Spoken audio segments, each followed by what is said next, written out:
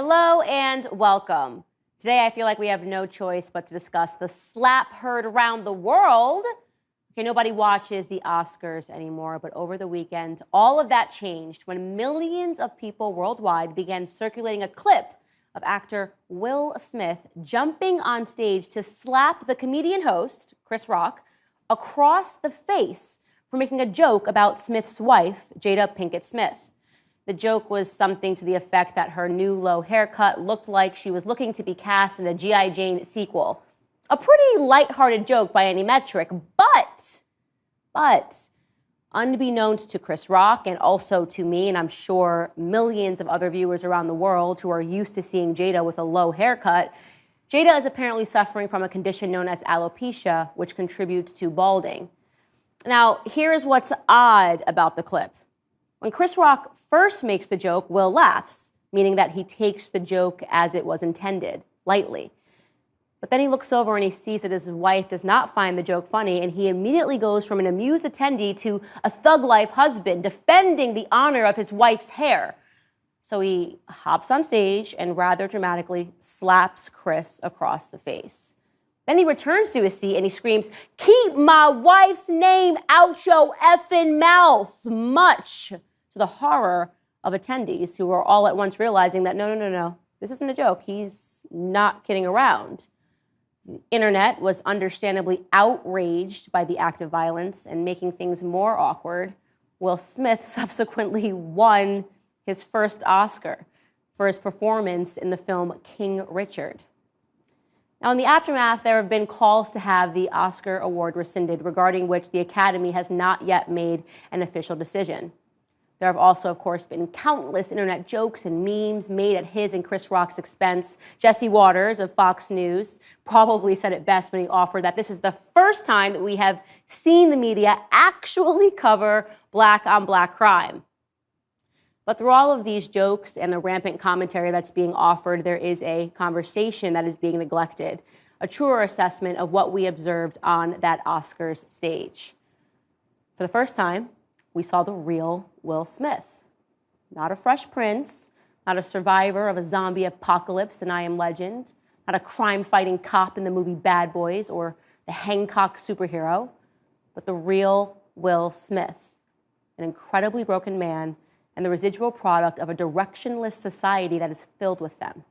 The kind of society that produces men that look to their more domineering wives with their tails planted firmly between their legs for instruction on what and who they ought to be in every room. The truth is that off the big screen, Will Smith has been spiritually annihilated by his wife. Don't forget, it was Jada Pinkett Smith who openly shared with the world how she cheated on her husband, remember? And with who? Her son's friend. Yeah, Jada carried out an extramarital affair with a young man who was at first friends with her son. Then she dragged her puppy dog husband out onto the world stage and told the public, while making him sit through it, listen to it, and agree that she had the right to do what she did. Don't believe me? Take a look yourself. During that time, launched into an interaction with August. What do you feel like you were looking for? I just wanted to feel good. It had been so long since I felt good. I feel like that husband, like, I'm with you at the press conference. I'm that husband, now I gotta be with you at the press conference while you, like, tell the world about your transgressions. Well, Like, I love my baby. I'm gonna stand by my baby no matter what. well, you know, I definitely understand why it would look that way or feel that way, but I actually don't look at it as a transgression at all.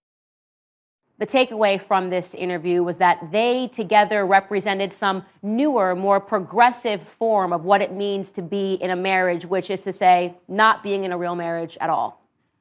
Will Smith today is someone who should be pitied, not prosecuted in a courtroom or even persecuted in the public eye, but pitied by every person who has the clarity to see how our society, as sponsored by the perversion of these Hollywood types, is falling apart.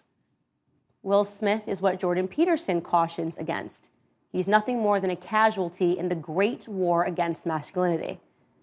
G.I. Jane, by the way, for those of you who haven't seen the 1997 movie, tells the story of a woman being integrated into the all-male space of the United States military. It is the inspired tale of the loss of one woman's femininity to meet the grueling physical demands of the more masculine environment that she finds herself in. And so, though perhaps not the punchline that Chris Rock had intended, I have to agree that yes, Jada Pinkett would be the perfect individual to play that role in the remake. And not because of her hair, obviously, but because of her success in stripping her husband of any trace understanding of what it means to be a real man. And let me tell you, Will, it isn't slapping a man across the face because your wife tells you to. I'm sorry to say that real manhood is not won on a stage at the Oscars with a meaningless trophy. Rather, real manhood begins and ends in your own household. It starts with the first step of being able to accurately identify what a good man, what a good woman, and what a good, meaningful relationship even is. And with that, we wish you luck, Will, on your real-life pursuit of happiness.